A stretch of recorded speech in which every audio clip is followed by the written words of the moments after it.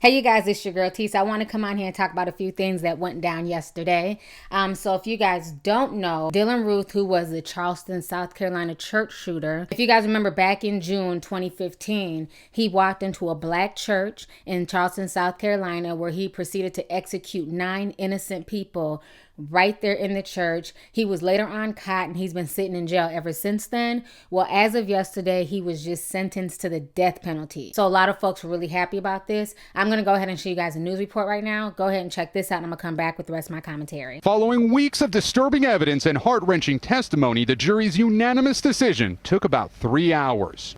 Dylann Roof, already convicted of 33 federal counts, including hate crimes, should get the death penalty. This is a very hollow victory, because my sister's still gone. I wish that this verdict could have brought her back, but it can't. For the loved ones of the Charleston 9, it has been 573 days of agony since the avowed white supremacist walked into the historic Emmanuel AME Church and opened fire, forcing survivor Jennifer Pickney to huddle with her 6-year-old daughter as she called 911. For weeks, jurors saw videos of Roof in target practice, pictures of a chilling journal filled with racist rants. And today, representing himself during the trial's penalty phase, Roof offered no apology for the massacre. "I felt like I had to do it," he said. "I still feel like I had to do it." He told jurors that only one of them had to disagree with the death penalty sentence to spare his life. "From what I've been told, I have the right to ask you to give me a life sentence, but I'm not sure what good it would do anyway." It's very painful because they had to relive this whole night, and it's a story that had no good ending to it. Dylann Roof's family just released a statement saying, "We will always love Dylann, but we will struggle as long as we live to understand why he committed this horrible attack." Now, after the sentence was read, Roof stood up and asked the judge for new attorneys to file a motion for a new trial. All right, so you guys just saw the news report. You know, like the families are saying, is it going to bring back their family members? No, it's not. A lot of people want to know my opinion on him getting the death penalty. I don't feel bad for him. And on top of that, he has no remorse. He even said in court that he has no remorse and, you know, he doesn't see anything wrong with what he did. And most likely, if they was to let him back out on the street, he would do it again. I don't feel bad for evil people like that. When you can go into a situation like that where people allowed you to come into their church, they welcomed you with open arms, and then you take out a gun and you kill people, innocent people, I don't feel bad for him at all for getting the death penalty. I would not be shedding not one damn tear, okay? The only tears that I'll be shedding is for the folks who lost their family members that day in that church. You know, so I understand a lot of folks are against the death penalty. They feel like, you know, it'd be better if he just sits in prison for the rest of his life so he can think about what he did. Well, come on now. Let's not act like he's gonna get shot tomorrow at sunset. Like, we know that's not how that works. This man's gonna be sitting in prison probably for the next 10, 15 years because you know he's gonna be filing a shitload of appeals. He's gonna try and delay the process. He's already telling the judge that he doesn't want the death penalty, that he'd rather just have life in prison. So you know he's going to delay the process. So why are people acting like he's not going to get the next, you know, few years to sit in his cell and think about it? You know, either way, you get what you get. I don't feel bad for him. If he didn't want the death penalty, then maybe he shouldn't have killed 9 people. End of story. On to the next story. Well, in somewhat better news for some people are happy. Other people are really, really sad about this. So I'm sure you guys all know by now that yesterday was Barack Obama's farewell to the nation. And, you know, I watched it live with everybody. I was live tweeting and it was really good. It was very heartwarming. And when he started crying and Michelle was crying and Malia was crying, I think most, not everybody, honey, but I think most people shed a few tears with the Obamas. I thought his speech was really good. He was straight taking folks to church yesterday, honey. For the past 25 years, you have not only been my wife and mother of my children, you have been my best friend.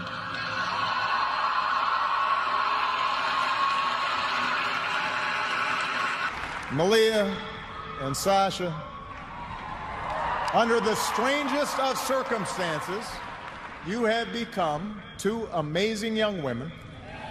You are smart and you are beautiful, but more importantly, you are kind and you are thoughtful and you are full of passion. And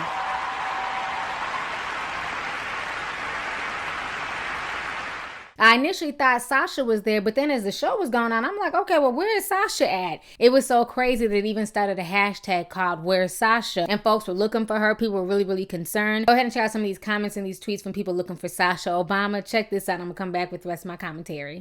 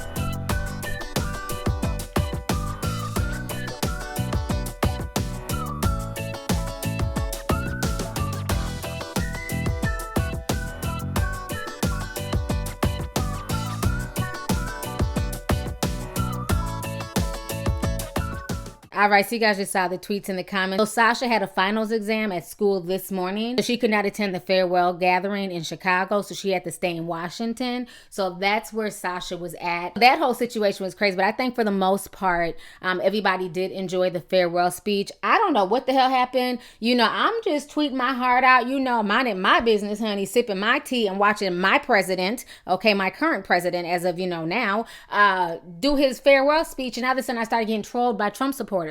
Like I said on Twitter, y'all's candidate won. Like, relax. Let me enjoy Obama's farewell speech. Y'all's candidate will be in that presidential seat in a matter of a few days, so just calm down a notch. You know, I was getting called a liberal because I was saying that, you know, this is so moving, and I really, really liked his farewell speech. Y'all know I don't like cliques, crews, names. I'm just me. I'm not trying to be boxed into any particular category whatsoever.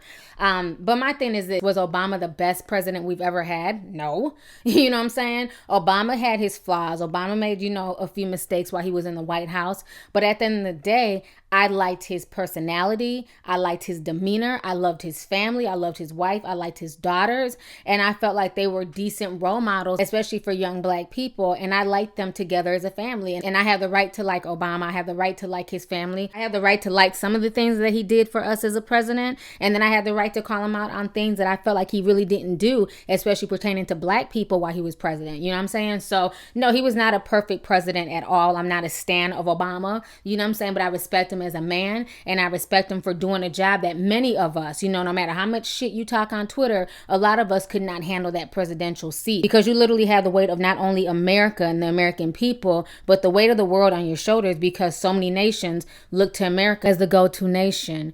So like I said, I enjoyed his farewell speech. It was very heartwarming, and it's going to be really interesting, man, to see what's going to happen as soon as Trump gets in there. I know a lot of people are still scared. A lot of people are still upset, but there's not really much you can do now. Trump will be president. And I've been saying this since damn November. You know what I'm saying? No matter how many people try to throw a tantrum and cuss me out and say, you know, don't claim it yet. Don't say he's the president. Well, he's about to be the president. So the only thing you can do is just, you know, get ready and hope that, you know, he actually does something of substance. You know what I mean? But right now, with the nation being so divided and people being so angry and people being so upset, and the fact that he won't stay off Twitter, you know, it's just causing more of a divide. It's going to be interesting to see how everything plays out, especially once he gets into that White House, to see what he's going to implement. If you guys remember the other day, Vicente Fox went off on Donald Trump, said he was not going to pay for a damn thing concerning that wall. So when I tell you this whole thing with Donald Trump, it's going to be really, really interesting. So let's go ahead and get the discussion popping. Go ahead and leave a comment.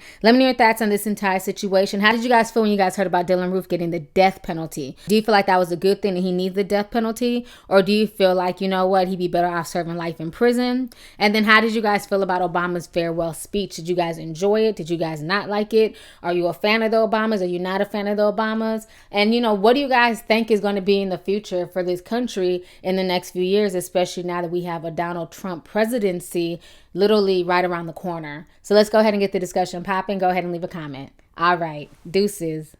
Hey you guys, it's your girl T. Make sure to subscribe, like, and share my videos. You can also visit Lovelyti.com to purchase any merchandise.